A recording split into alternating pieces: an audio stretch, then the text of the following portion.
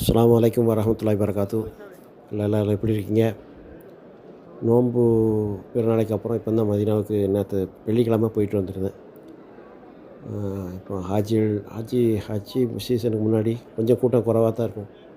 எல்லாம் மக்காவில் ஹஜ்ஜி முடிச்சுட்டு இங்கே கடைசிலாம் அங்கே வருவாங்க.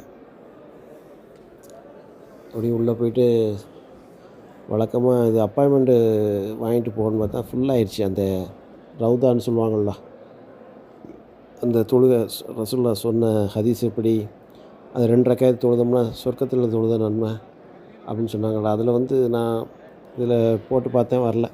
ஃபுல்லாகிடுச்சு, 2 நாளாக ஃபுல்லாகிடுச்சு.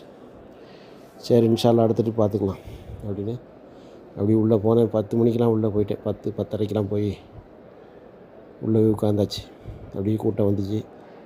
ஜும்மா தொழுதுட்டு வெளியே வந்துட்டேன். நிறையா வீடியோ எல்லாம் எடுத்திருக்கேன். இன்னும் கொஞ்சம் கொஞ்சமாக போடுறேன். ஏன்னா ஒரே நேரத்தில் போட முடியாதுல்ல. இந்த ஜியாரத் செய்கிறதெல்லாம் இருக்குது, அடுத்து போடுறேன். இது கொஞ்சம் தெளிவாக இருந்துச்சு. முதல்ல பழைய ஃபோனில் வச்சு எடுத்து அது கேமரா கிளியராக இருந்துச்சு. இது கொஞ்சம் பரவாயில்லாமல் இருக்குது.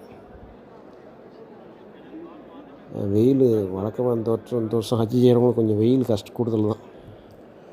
இருந்தாலும் அவங்களுக்கு ஹஜ்ஜி செய்யக்கூடிய ஆர்வத்தில் ஒன்றும் தெரியாது. அதுக்கு தக்கன அங்கே எல்லாமே ஃபேனுங்கள்லாம் கையில் இலவசமாக நிலமாக கொடுக்குறாங்க. ஒரு இதில் கூட பார்த்துருந்தேன், யூடியூப்பில் பார்த்துருந்தேன். கை ஃபேன், இந்த சும்மா போர்ட்டபுள் ஃபேன் மாதிரி சின்ன ஃபேன் கொடுத்துருக்காங்க. அதுவும் இல்லாமல் அந்த ஃபேனில் இந்த ஸ்டீம் வாட்ரு மாதிரி வெளியே கூலாக வரும் தண்ணி. அதில் கொஞ்சம் குளிர்ச்சி இருக்கும். வெயில் அந்தளவுக்கு தெரியாது. எவ்வளோ வெயில் அடித்தாலும் டக்குனு அந்த வெயில் அடித்தாலும் உள்ளே ஒரு ரூம் மாதிரி அங்கே போய் ரூமில் கூட எல்லாமே ஏசி வச்சுருப்பாங்க. அதனால் வெயில் அடிச்சுட்டே இருந்தாலும் கூட மறைவான இடத்துக்கு ரூமுக்குள்ளே போயிட்டோம்னா ஏசி இருக்கும். இன்ஷா அல்லாஹ் துஆ செய்யுங்க.